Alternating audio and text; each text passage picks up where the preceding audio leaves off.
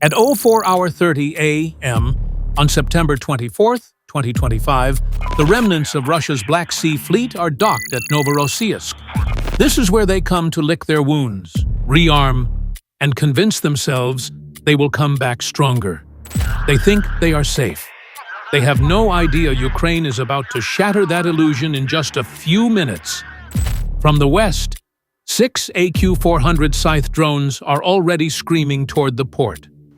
Flying at 90 km/h and just 50 feet off the deck. These ghosts hug the Earth's curvature and are effectively invisible to long-range radar. At the same time, from the south, 3 Magura V5 unmanned boats are carving through the waves. 2 are loaded with 700 km warheads. The third is a decoy, electronically screaming that it is a friendly patrol craft. The trap is set.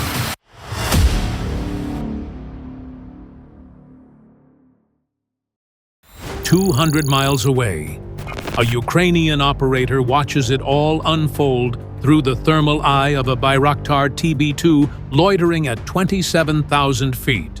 His crosshairs are fixed on the crown jewel of the fleet, the Admiral Makarov, a $500 million frigate armed with 8-caliber cruise missiles, ready to bring hell to Ukrainian cities.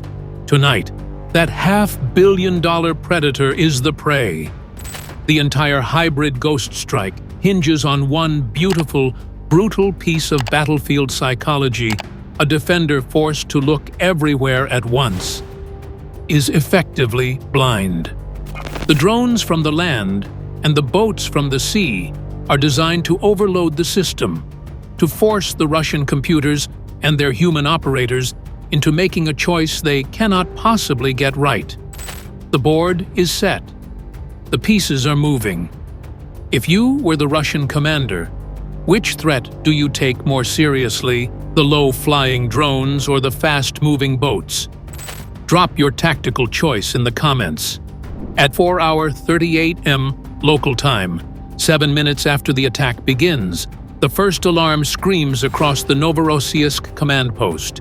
The massive Podsolnuk coastal radar has a contact. It is a fat, juicy signal 50 miles out and closing fast, with a radar cross-section of about 110 square foot. It looks like a patrol boat. The crew of the Panzer S1 battery does not hesitate. Their system roars to life. In the next 3 seconds, 57 E-6E missiles rip through the fog at Mach 3. The decoy Magura boat, which had been dutifully screaming, "I'm a big important target," vaporizes in a flash of orange light and a plume of salt water that reaches 20 feet into the air. Except it is not the real threat. It is the bait. At that exact moment, a secondary Kasta 2E2 radar designed for low-altitude targets picks up faint returns from the west. 6 of them, flying at just 50 feet. The computer flags them as anomalies, likely a flock of birds confused by the fog. And that is the detail everyone misses.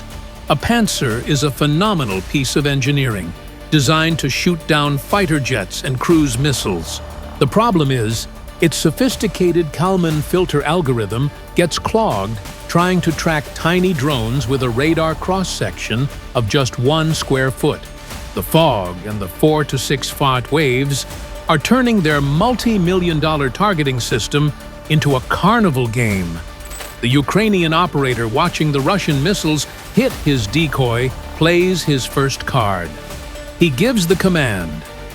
2 of the Scythe drones coming from Odessa spit out clouds of chaff, tiny, hair-thin strips of aluminum that instantly bloom into radar targets 10 times bigger than the drones themselves. The other 4 Scythes do the opposite. They drop to just 30 feet, hugging the waves and using the Krasnodar cliffs to mask their approach. High above, the Bayraktar is feeding them the exact location of the Panzer via a Starlink connection, allowing them to fly right into its blind spots. The Russian gunners take the bait, hook, line, and sinker. Their screen now shows two huge, juicy targets. Oh, they fire another salvo of 4 missiles. The chaff clouds disappear in a pair of fireballs. But the cost for Ukraine is real. One of the scythes flying low is caught by the shrapnel and disintegrates. The Russians have now burned through 12 of their 48 ready-to-fire missiles, shooting at ghosts, and have only taken down 1 real drone. The radar net has been beaten. But now comes the real monster. The Krasuka 4 is powering up, and it is about to try to turn every drone in the sky into a very expensive, very dumb brick at 04 40 a.m. local time. The Krasuka 4 fires an invisible 186-mile-wide hurricane of electromagnetic energy. In the Ukrainian bunker, the video feeds from the 5 remaining scythes dissolve into a blizzard of static. The operator's screen flashes red. Signal lost. Signal lost. One of the drones, now flying blind, lurches violently, its wingtip nearly clipping a wave. Sweat beads on the operator's forehead in the cold, air-conditioned room. This is the digital ghost, an attack designed to turn smart weapons into dumb bricks. The Russians are now trying to spoof the drone's GPS, feeding them false satellite data to trick them into thinking they are somewhere over the Pacific Ocean. But here is the secret nobody tells you about the Krasuka 4. It is powerful, but it is not instantaneous. There is a 100-millisecond delay between when it analyzes a signal and when it blasts out the jamming frequency. The Ukrainian AI on these drones makes decisions in 50 milliseconds. It is like trying to turn off the lights to stop a man who has already memorized the layout of the room. The Krasuka is trying to blind a machine that already knows the way by heart. The Ukrainian operator hits a switch. The drones are now in INS and AI autonomous mode. They are ignoring the GPS lies. Instead, they are navigating using hypersensitive internal gyroscopes and preloaded terrain maps. They are flying on instinct. At the same time, the Bayraktar, circling high above the electronic storm, spots the source, a single ugly antenna array on a truck. The operator makes a choice. He sacrifices one of his 5 remaining scythes. He designates the Krasuka antenna as the new target. The drone breaks from the pack and becomes a 154 pludrul, $30 to $1,000 guided missile. The truck-mounted antenna that cost Russia millions of dollars vaporizes in a flash of light. The signal is back. The operator can see again. But the Russians have another trick. As the Krasuka dies, its big brother, the Murmansk BN, awakens. It projects a massive spoofing field, and this time it works. One of the 4 remaining scythes gets confused and veers 2 miles off course, lost to the mission. 3 scythes are left. The electronic ghosts are gone. Now come the hunters. At 04 41 a.m. local time, with their electronic warfare screen shattered, the Russians do what they always do when things get tough. They send in the brutes. From an airfield on the coast, 3 Orion drones lift into the pre-dawn sky. These are Russia's airborne assassins, purpose-built hunter-killers, and they are now on the prowl for the 2 remaining Magura boats and the 3 scythes that just embarrassed them. The lead Orion pilot, scanning the sea with his thermal camera, gets lucky. The fog is thick, but one of the Magura V5s makes a slight turn, its warm engine exhaust briefly creating a clear thermal bloom against the cold water. That is all he needs. The lock-on is instant. A CAB-20 guided missile drops from the Orion's wing. For the Magura V5, there is no defense, no warning. The missile strikes the unmanned boat dead center, and 700 kilograms of Ukrainian high explosives, meant for the Russian flagship, detonate prematurely. The explosion is massive, a geyser of fire and water erupting 20 feet into the air. One half of Ukraine's naval punch is now gone. This is where the Russians think they have turned the tide. But here is the detail that gets lost in the spec sheets. The Orion is a fine piece of hardware flying at 120 mph. That is faster than the Scythe's 90 kmph for sure. But in this thick fog, it is like a state trooper in a muscle car trying to catch a dirt bike in a dense forest. And more importantly, the Russians only have 3 of them defending this entire sector. 3 hunters against a scattered pack of targets. The Ukrainian operator, having just watched one of his USVs get obliterated, makes his counter move. It is brilliant. He orders the last remaining Magura V5 to cut its speed to just 20 mph, becoming a silent shadow hiding in the troughs of the 6-foot waves. At the same time, he commands the 3 remaining scythes to switch to cold mode, routing their minimal exhaust upward and flying dangerously close to the Krasnodar cliffs, using the terrain to break up their heat signature. The hunter has just become the hunted.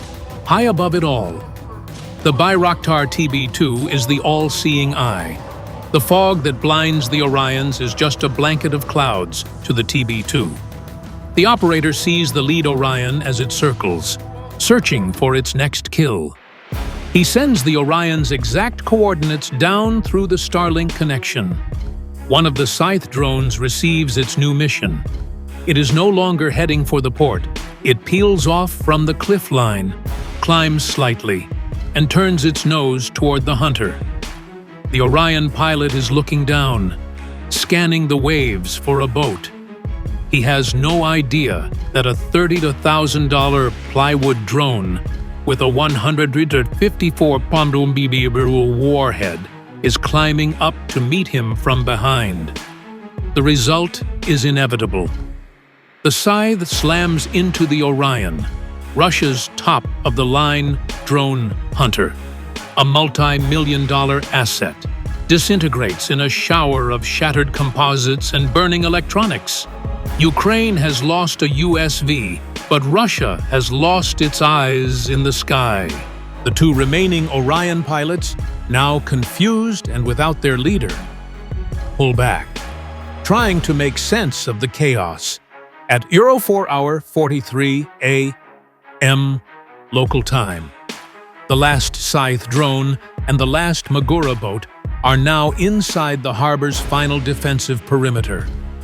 The sound comes first, a deep mechanical growl. It is the sound of an AK-630 close-in weapon system waking up on the deck of the Admiral Makarov. It is the sound of 10,000 rounds per minute. It is not a gun. It is a flying wall of 30-meter high explosive shells. The night air erupts in a stream of red tracers, a literal fire hose of steel aimed at the incoming drone, and it is devastatingly effective. One of the 2 remaining scythes is simply erased from the sky. 1 drone left. But here is the dirty little secret of the AK-630, the one they do not put in the brochure. It burns through its entire ammo drum in about 20 seconds of continuous fire. Its MR-123 radar is a relic designed to track incoming sea skimming missiles, not a tiny cold mode drone made of plywood. And then there is the biggest vulnerability of all physics. That Russian gunner is not standing on solid ground. He is on a $500 million warship that is rocking plus or minus 5 degrees in the 6-foot swell. He is trying to hit a target the size of a lawnmower, moving at 90 mph while riding a mechanical bull. The Ukrainian operator makes his final desperate gamble. He pushes his stick forward, and the last Scythe drone stops flying straight. It begins a serpentine burst, a series of violent, unpredictable, computer-assisted jinks and turns left, right, up, down. Each turn is calculated to be faster than the CIW's targeting computer can update its firing solution. As if on cue, the last Magura V5, now just 10 miles out, fires off its final payload of chaff, creating a massive false target on the ship's radar and momentarily confusing the CIWS. High above, the Bayraktar paints the primary targets, the fuel depot, and the Caliber launch tubes with an invisible laser, feeding the final attack coordinates to the last scythe. On the deck of the Makarov, it is pure chaos. Sailors are firing their rifles into the sky. Someone even launches a shoulder-fired Verba missile, a heat seeker that is completely useless in the thick fog. The AK-630's tracers are still hosing down the sky, but now they are chasing a ghost. The gunner is guessing, firing at shadows, and his ammo counter is screaming toward 0. The last scythe drone punches through the wall of steel. The Russians have thrown everything they have at this attack, and they have failed. The final drone is now inside 550 WD. The game is over. At 04:44 a.m. local time, the camera on the last scythe drone locks onto its target. The view is crystal clear, the main fuel depot on the pier, and next to it, the 8 gleaming launch tubes of the Admiral Makarov's Caliber missile system. The Ukrainian drone needs 50 milliseconds to adjust its course. Checkmate. The drone does not head for the ship's bridge. It has a much smarter target. It slams directly into the pierside fuel depot. The impact itself is not the story. It is the physics that happens next. The drone's 100 warhead is a shaped charge. It does not just explode outward, it focuses the entire blast into a single molten jet of copper moving at 8,000 feet per second. This is not an explosion. It is a high-speed physics lesson. That jet of metal punches through the depot's 1-in steel wall like it is made of wet cardboard. But the real genius of the attack is what happens 1.3 seconds later. The burning fuel spreads, sending flames and heat toward the Admiral Makarov. Cooking its missile systems, it does not sink the ship. It does something far more strategically brilliant. It cooks the delicate launch mechanisms and guidance systems of the Caliber missile tubes, turning a $500 million weapon of terror into the world's most expensive piece of scrap metal. The aftermath is immediate and catastrophic for Russia. The port of Novorossiysk is a raging inferno, while the Admiral Makarov, its entire port side blackened and warped, is crippled. It is not sinking, but it is not going anywhere. More importantly, its 8 Caliber missiles, which were likely scheduled to be fired at Ukrainian cities, are now silent, useless tubes of steel. The Ukrainians did not just destroy a target, they saved lives. They proved that the myth of the invincible Russian fortress was just that, a myth. From a bunker 200 miles away, using about $1.2 to $2 million worth of hardware. Ukrainian engineers and soldiers have just turned Russia's last safe harbor into a national humiliation. The tactical lesson for today: never underestimate an opponent who can turn cheap parts and a brilliant idea into a strategic nightmare. If you are on Team Ukraine, smash that like button and tell me in the comments what was the single most brilliant tactical move in this entire operation.